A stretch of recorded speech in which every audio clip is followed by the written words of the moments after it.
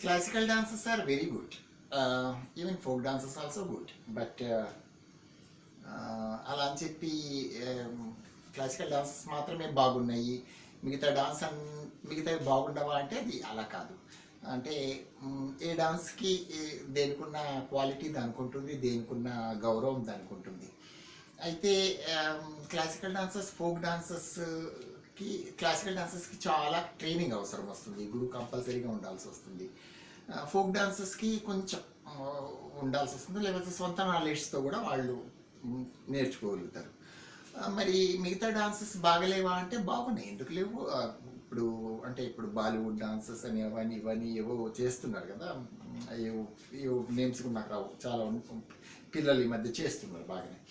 So అలాంటి డాన్సెస్లో ఎందుకు బాగలేమంటే అవి చాలా మంచివి, మంచి ఎక్సర్సైజెస్, శరీరానికి మంచిది. యాక్చువల్గా చేస్తుంటే మీరు ఎంజాయ్ చేస్తారు, అవతల వాళ్ళు కూడా ఎంజాయ్ చేస్తారు. మీరు ఒకవేళ మీ డాన్స్ చాలా బాగుంటే, చాలా బాగా చేస్తే.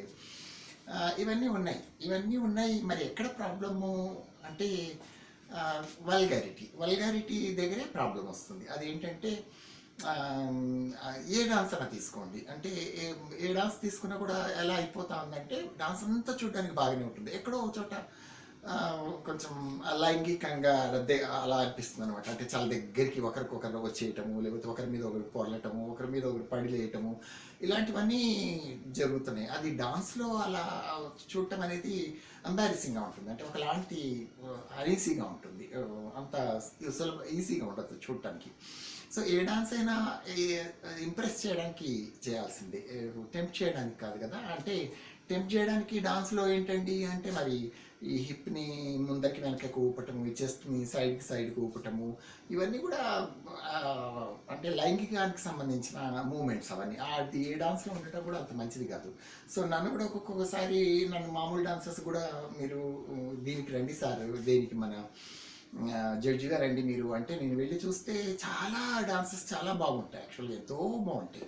ఇలాంటి మూమెంట్స్ వచ్చినప్పుడు నాకు చాలా ఇబ్బందిగా ఉంటుంది. అసలు కొన్నిసార్లు వాళ్ళకి మార్కులు కూడా నేను నా వరకు కొంచెం ముందే చెప్పేసి నేను తక్కువ చేయటం జరుగుతుంది, ఎందుకంటే అలాంటి మూమెంట్స్ ఉండకూడదు అనేది నా ఉద్దేశం.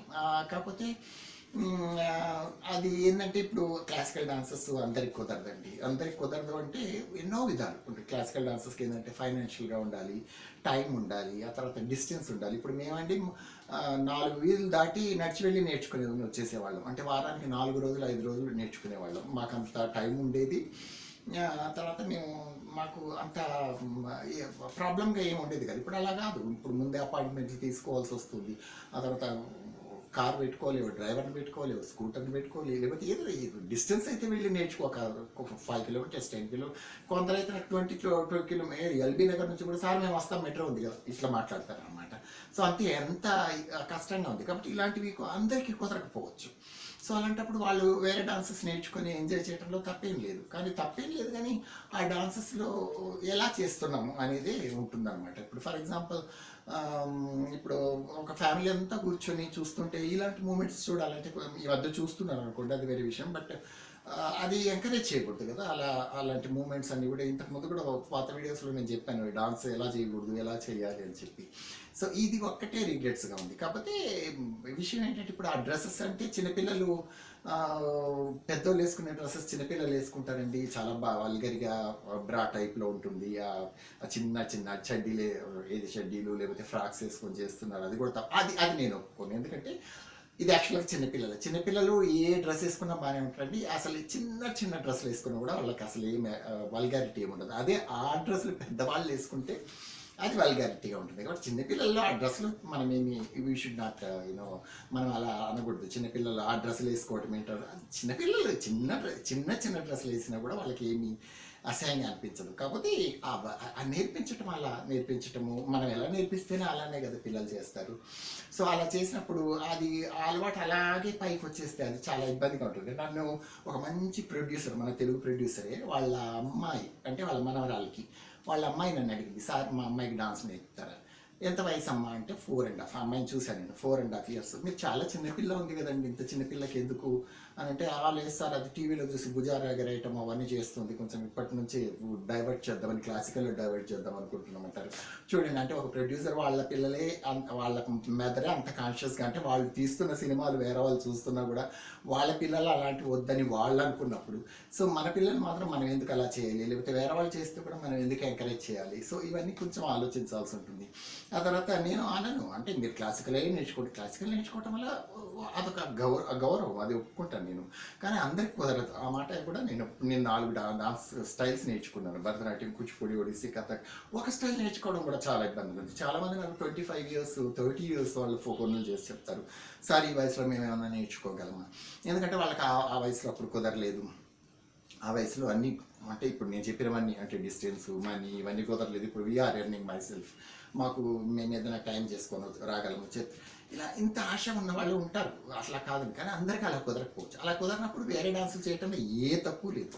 కానీ వేరే డాన్సులు చేసేటప్పుడు ఎలాంటి మూమెంట్స్ చేస్తున్నాం అనేది ముఖ్యం. అది ఏ డాన్స్ అన్నా కానివ్వండి, కాదు ఒక ఫోకే అండి, క్లాసికలే కానివ్వండి, బాలీవుడే కానివ్వండి, హిప్ హాప్, ఏం చెప్తారో మీరు మీ ఇష్టం అండి. ఏ డాన్స్ అయినా సరే ఈ మూమెంట్స్ మాత్రము మంచిది కాదు.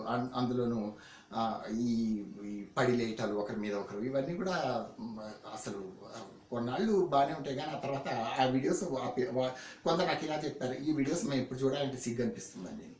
సో అంటే ఎందుకంత వాళ్ళకి అప్పుడు చేసేసారు, వాళ్ళకి అప్పుడు తెలియలేదు, ఇప్పుడు అలా చూడాలంటే వాళ్ళకి సిగ్గు అనిపిస్తుంది అంటారు.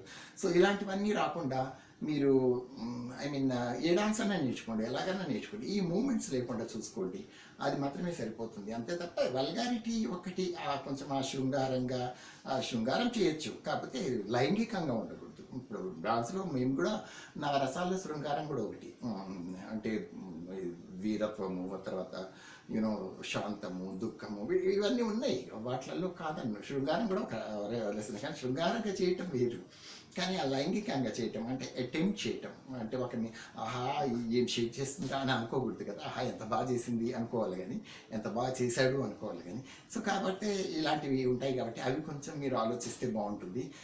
క్లాసికల్ డాన్స్ ఒకటే చాలా, క్లాసికల్ డాన్స్ చేయడం సర్టన్లీ గొప్పని, బట్ క్లాసికల్ డాన్సే చేయండి అదే గొప్ప, వేరే ఏం చేయకండి అని మాత్రం నేను అనను, ఎవరు కూడా అనకూడదు. ఆ తర్వాత ఈ క్లాసికల్ డాన్స్లోనండి నేను ఎన్ని చేసుకున్నా అది ఇంకా ఇది బావిలో నీళ్ళలాగా తోడుతూ ఉంటే వస్తూనే ఉంటుంది అనమాట. సో కాబట్టి ఈవెన్ ఈ డాన్స్లలో కూడా గురువు లేకుండా కూడా మీరు సొంతంగా కూడా చేసేసుకోవచ్చు, ఇది మామూలు డాన్సెస్. కాబట్టి మీరు చేయండి, మీరు కూడా దాంట్లో కొంచెము ఆ మ్యూజిక్కి తగ్గట్టు, ఆ రిథమ్కి తగ్గట్టు ఏ రకమైన డాన్స్ చేసినా పర్వాలేదు, కానీ ఈ షేకింగ్స్, ఈ ఫ్రో అండ్ బ్యాక్, ఇలాంటివన్నీ కొంచెం లేకుంటే బాగుంటుంది అని అనుకుంటున్నాను. But if I hurt you I'm sorry, but నాకు తెలిసింది మాత్రం నేను చెప్తున్నాను, నేను అనుకున్నది నేను చెప్పాను. So I think if you follow it, మీరు ఇది అనుసరిస్తే, అంటే ఈ విషయాలు మీరు దృష్టిలో పెట్టుకొని మీరు ఏ డాన్స్ అయినా నేర్చుకున్నా కూడా అది ఎంతో అభ్యంతరకరంగా ఉండదు. ఆ తర్వాత చూడడానికి కూడా అందరికీ బాగుంటుంది, మీరు కూడా సంతోషిస్తారు, చూసేవాళ్ళు కూడా సంతోషిస్తారు. Okay, thank you so much.